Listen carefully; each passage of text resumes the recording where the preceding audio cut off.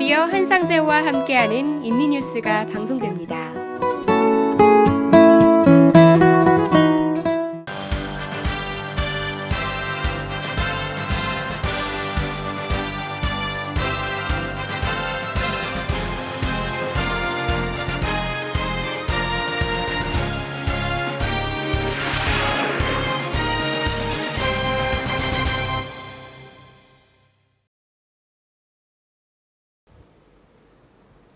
네, 여러분 안녕하십니까? 지금부터 한상재와 함께하는 인도네시아 주간 뉴스 브리핑과 콤파스 조간신문 해설을 시작하겠습니다.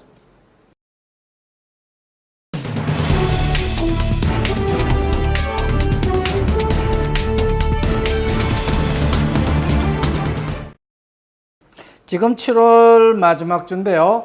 한국 낮 기온은 무려 37도까지 오르는가 하면 밤이 되어도 푹푹 찌는 아주 무더운 날씨 때문에 무척 고생을 하고 있다고 합니다.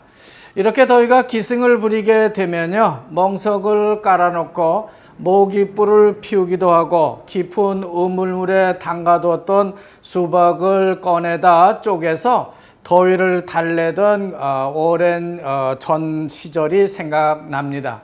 하여간 무더위가 오는 이런 현상을 우리는 엘니뇨라고 요즘 부르고 있습니다. 인도양과 태평양을 끼고 있는 인도네시아는 엘니뇨 현상에서 자유롭지 못하기 때문에 극심한 가뭄이 여기저기서 나타나고 있고요. 바다의 파도는 5m까지 일고 있습니다. 따라서 인도네시아 정부는 해안가 주민들에게 일단 안전한 지대로 대피해 줄 것을 권고하고 있고요. 해안가에서 100m 미만에 지은 집들은 100m 밖으로 이전을 하도록 규제를 하고 있습니다. 특히 수마트라 서부 해안가하고 서부자바 남부 해안가 집들이 붕괴 위험에 처해 있기 때문에 각별한 주의를 당부하고 있습니다. 그럼 정치권 뉴스부터 알아보겠습니다. 요즘 인도네시아 정치권 뉴스를 보면요, 조코위 대통령과 프라보 수비안토 그린드라당 총재 그리고 수실러 반방 유도연호 데모크라당 총재의 행보를 집중적으로 보도하고 있는 걸 볼 수 있습니다. 특히 유도연호 전 대통령의 행보가 참 많은 주목을 받고 있다고 볼 수 있겠습니다. 그것은 2019년 대선 후보로 이미 오래전부터 조코위 대통령과 프라보 총재로 크게 양분되어 있기 때문입니다. 따라서 조코위 후보를 중심으로는 PDIP 당이 주도를 하고 있는데 나스뎀과 하누라, P3, PKB 당 이렇게 5개 정당이 다시 2019년을 위해서 뭉쳤고요. 프라보 후보를 중심으로 해서는 그린드라 당을 중심으로 PKS와 판 이렇게 세 당이 모여들었습니다. 한때 판은 어떻게든 조코위 대통령 정부에 줄을 대서 어떻게든 장관 자리 하나 정도는 얻어보려고 노력을 많이 기울였는데요. 아민 라이스 판 고문과의 갈등으로 인해서 프라보 쪽으로 확실히 기운 것처럼 그렇게 보도되고 있는 걸 볼 수 있습니다. 따라서 인도네시아 정치권의 문제는 데모크라 당이라고 볼 수 있습니다. 지난주 유도연호 전 대통령이 가토 수브로토 육군병원에 입원을 했을 때만 해도 뭔가 조코위 후보와 연정 여부를 좀 내고할 것 같았습니다. 그런데 그게 잘 안 된 것으로 그렇게 보여지고 있습니다.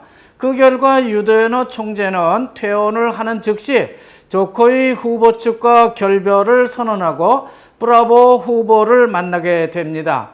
아직까지 확실한 말을 아끼고는 있지만은 일단 데모크라 당이 그린드라 당과 연정을 하자는데 합의를 한 것으로 그렇게 보도되고 있습니다. 유대노 전 대통령이 그린드라당의 브라보와 손을 잡음으로써 인도네시아 정당들은 크게 두 후보 진영으로 갈려지고 있습니다. 하지만 두 진영 모두 여전히 문제를 안고 있다고 볼 수 있는 것이죠. 우선 조코이 후보 측이 부통령 후보를 선정하는 과정에서 어떤 당이라도 연정해서 나가버리겠다고는 위협을 받을 수 있다고 하는 겁니다. 그럴 경우에 장관 자리를 몇 개 더 준다고 하면서 달래서 연정 자체는 그대로 유지해야 하는 문제가 있을 수 있다고 하는 것이죠.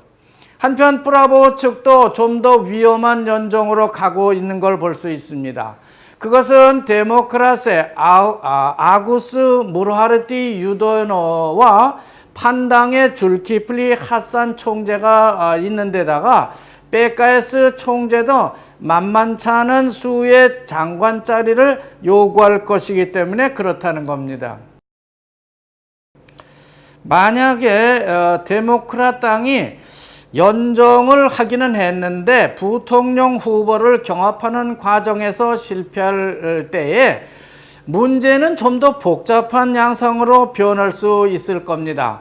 데모크라 당이 브라보와 결별을 할 수가 있고요. 그린드라당 연정을 나와서 독자적인 대통령 후보를 낼 수도 있을 것이기 때문에 그렇다는 겁니다. 브라보 측의 판이나 PKS도 그럴 가능성을 많이 가지고 있지만 조코이 후보 쪽에도 보면은 그런 가능성이 여전히 존재하고 있습니다. 그렇게 되면은 유대노 전 대통령 측을 중심으로 해서 새로운 그런 연정이 가능해질 수 있다고 하는 겁니다. 하지만 새로운 연정 가능성은요, 참 희박한 것이 아닌가 그렇게 생각이 됩니다. 다음은 외신입니다.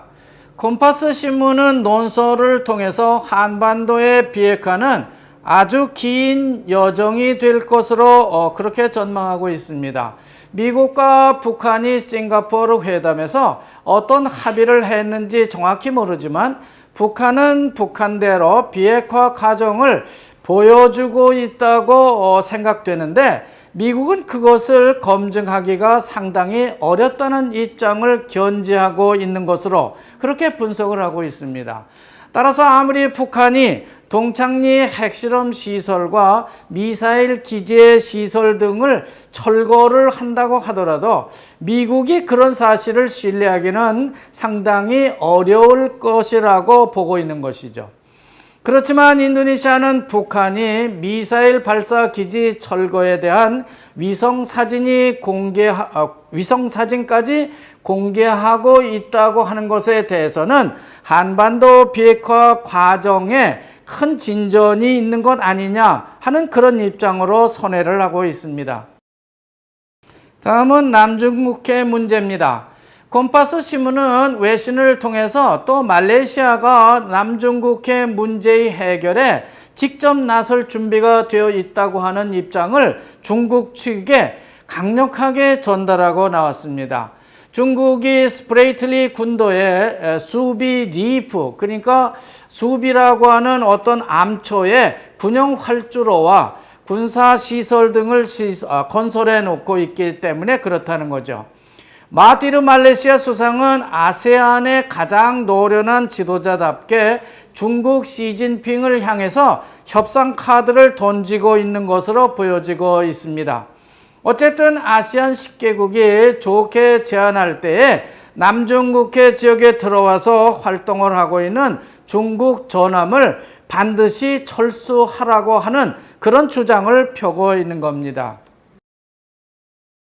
그렇지만 지금까지 보면요, 필리핀이나 브루나이, 베트남, 대만, 말레이시아 등의 지도자들은 중국의 눈치를 보느라 중국의 전함이 남중국해를 아무리 누비고 다녀도 아무 말도 못 해왔지만은 마하티르 수상이 취임을 하자마자 중국을 직접 압박하고 나선 겁니다. 특히 필리핀은 베트남과 달리 국제사법재판소에서 승소까지 했는데 중국이 노골적으로 그것을 무시하면서 군사기지 건설에 박차를 가하고 있었습니다. 그래서 필리핀은 어쩔 도리가 없이 그냥 따라가고 있었다고 볼 수 있죠. 물론 미국이 나서서 남중국해 인근을 도는 자유의 항해 작전을 펴고 있기 때문에 뭔가 미국이 문제를 해결해 줄 것으로 믿고는 있었습니다. 하지만 아세안 각국들은 별도의 대책을 내지 못한 채 지금까지 어정쩡한 상태를 중국과 유지해 왔다고 볼 수 있겠습니다. 다음은 생뚱맞은 외신 하나를 전해드리겠습니다. 강경화 우리나라 외무부 장관이 인도네시아 렛노 마르수디 외무장관을 만나서 양국이 긴밀하게 협력하기로 약속했다는 단신이 전해지고 있습니다. 두 여성 장관 사진을 함께 아주 다정하게 찍은 사진도 곁들이고 있습니다.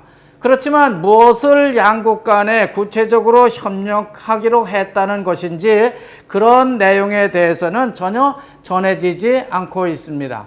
반면에 미국 트럼프 대통령의 EU 관계 복원 외신은 아주 크게 보도되고 있는 것을 볼 수 있습니다.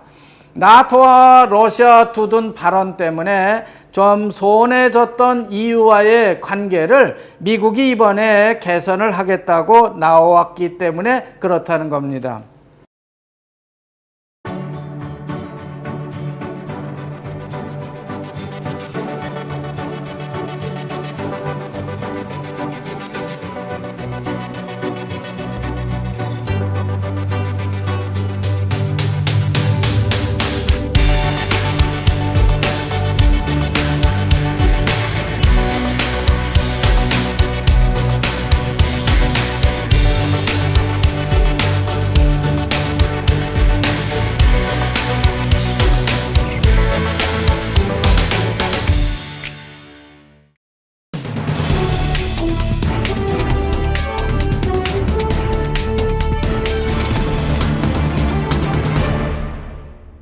다음 경제 분야입니다. 지금 인도네시아 국회는 2018년 1분기 예산 집행 보고를 재무부로부터 받고 있습니다만 루피아 가치가 점점 하락하는 추세를 보이고 있기 때문에 아주 우울한 분위기에 쌓여 있습니다. 미국 연준 금리 인상이 가져다준 달러 강세 현상과 미중 간 무역 전쟁의 불똥은 중국의 위안화를 약세로 몰아가고 있는 가운데 지난주 인도네시아 루피아 환율은 14,541루피아를 기록함으로써 금년 들어서 가장 최저치를 기록했다고 합니다. 지난주 중반에 잠시 14,515루피아로 0.48% 정도 반등하는 듯 하다가 그대로 주저앉은 상태에 있습니다. 인도네시아 경제의 호재라고 해봐야 다음 달 열리는 아시안 게임이 전부인 것 같은데 지금으로선 참 답답한 실정이 아닐 수 없습니다. 이제 아시안 게임이 8월 달에 들어서면서 곧 아시안 게임이 시작될 텐데 아시안 게임 뉴스를 전해드리겠습니다. 인도네시아는 자카르타 팔렘방 아시안 게임 준비를 다 끝내고요. 이제는 외국 손님들 맞이에 들어가고 있는 걸 볼 수 있습니다. 글로라 붕카르노 스타디움 주변을 보면은 도로를 상당히 말끔하게 정비를 했고요. 가로등까지 추가로 설치를 해서 이젠 밤에도 맘 놓고 다닐 수 있도록 밝히고 있습니다. 스타디움의 돔과 스망기 로타리에도 보면은 붉은색과 푸른색, 노란색 뭐 이런 형형색색의 LED 칼라 등을 달아놓고 한껏 멋을 내고 있는 겁니다. 시내 수드리만과 땀린 도로도 보면은 그동안 지하철 공사로 복잡했다고 볼 수 있는데 이제는 차들이 시원스럽게 달릴 수 있도록 그렇게 개방되었습니다. 그렇지만 스나인 운동장 앞 거리라든지 스나인 플라자 혹은 스나인 시티 길거리에는 상당히 복잡했습니다. 그렇지만 지금은 밤이 돼도 스나인 운동장과 물리아 호텔 주변에 난립하던 까끼 리마 그러니까 리어카 행상들도 모두 통제를 하고 있기 때문에 사태를 굽는 연기도 이제는 없어졌습니다. 그렇지만 수마트라 남쪽에서 불어오는 연무가 있기 때문에 자카르타 시내 공기는 아주 나쁘다는 평을 받고 있습니다. 아침 저녁에만 뿌옇게 끼던 연무였는데 오랫동안 비가 내리지 않고 있기 때문인지 자카르타 공기뿐만 아니라 미세먼지까지 많이 날리고 있는 걸 볼 수 있습니다. 그런 가운데 아시안게임에서 남북한 선수들이 같이 입장을 한다든지 배구와 조정 등 수상경기 종목에서 남북한 단일팀을 이뤄서 출전하겠다는 말이 많이 있었는데 아직도 거기에 대한 협의가 다 이루어지지 않은 것인지 알려지지 않고 있습니다. 뿐만 아니라 아시안게임 이전에 남북한 그리고 인도네시아 이렇게 세 나라가 친선 축구 경기까지 한다고 한 것 같은데 아직 그런 소식은 없습니다. 남북한 정상도 아시안게임 개막식에 나란히 입장할 것이라고 하는 말도 많이 들리고 있는데 아직까지 아무 소식이 들리지 않고 있습니다. 다음 문화사회 소식입니다. 남북 칼리만탄 반자르마신에서 토질 조사를 하고 있던 2명의 독일 사람들이 이민법 위반으로 조사를 받고 있다는 기사가 뜨고 있습니다.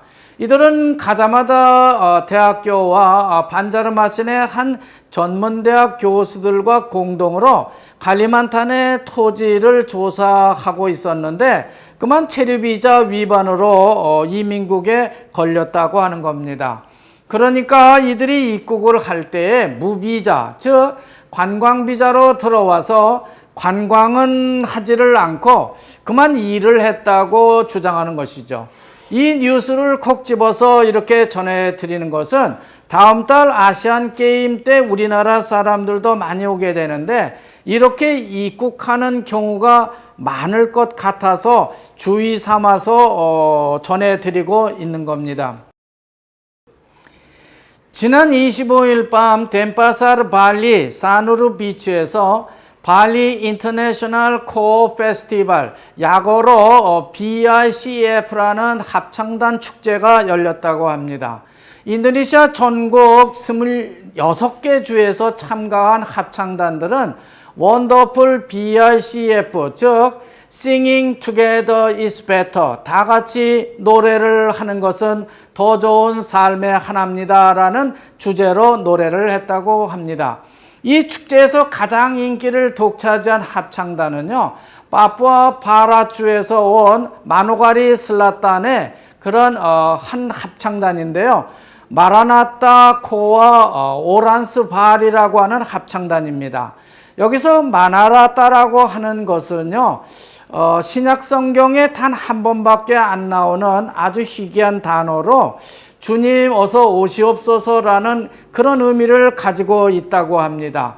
그러니까 이번 합창단에서 가장 인기를 끈 그들은 파푸아 기독교 합창단의 하나라고 볼 수 있다고 하는 것이죠.